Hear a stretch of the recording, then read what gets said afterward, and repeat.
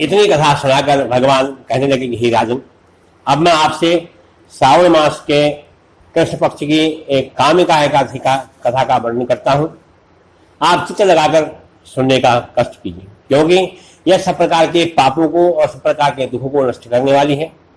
और हे राजन, इसकी कथा सुनने मात्र से वाजपेयी यज्ञ का फल प्राप्त होता है। हे धर्मराज, जो फल गंगा, काशी, नैमिषारण्य और पुष्कर में स्नान करने से प्राप्त होता है, वही फल कामिका एकादशी का व्रत करने से, भगवान विष्णु का पूजन करने से प्राप्त हो जाता है। इसलिए सुख संपदा और स्वर्ग की प्राप्ति के लिए यह व्रत अवश्य करना चाहिए।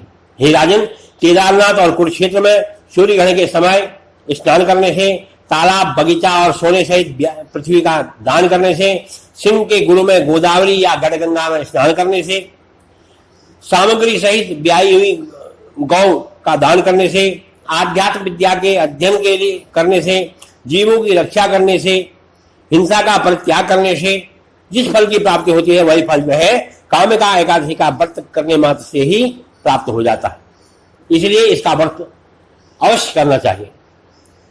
हे धर्मज्ञ, एक बार सोना 4 बार चांदी के दान करने से तथा रत्न युक्त मणियों से पूजा करने से विष्णु भगवान इतने प्रसन्न नहीं होते जितने तुलसी पत्र की पूजा करने से होते हैं। इसीलिए जो मनुष्य तुलसी से नित्य भगवान की पूजा करते हैं, उनके चरणामृत को लेते हैं, उनके चरणों तक को लेते हैं, वह जन्म जन्मांतर के पापों से छूट करके मुक्ति को प्राप्त होते हैं और शरीर उनका पवित्र हो जाता है। इसलिए सर्व सुखदाता तुलसी जी को बारंबार प्रणाम है। हे पांडुनंदन, जो लोग एकादशी के दिन विष्णु भगवान के आगे दीपक जगाते हैं, उनके समस्त स्वर्गवासी जो पितर होते हैं सब संतुष्ट हो जाते हैं और उनके पुण्यों का हिसाब करना चित्रगुप्त के वश की बात नहीं है।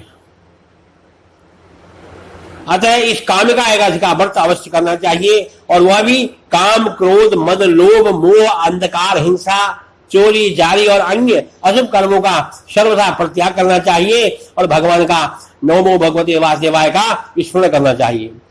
बोलो एकादशी महात्म की जय। श्री कृष्ण गोविंद हरे मुरारे, हे नाथ नारायण वासुदेवा।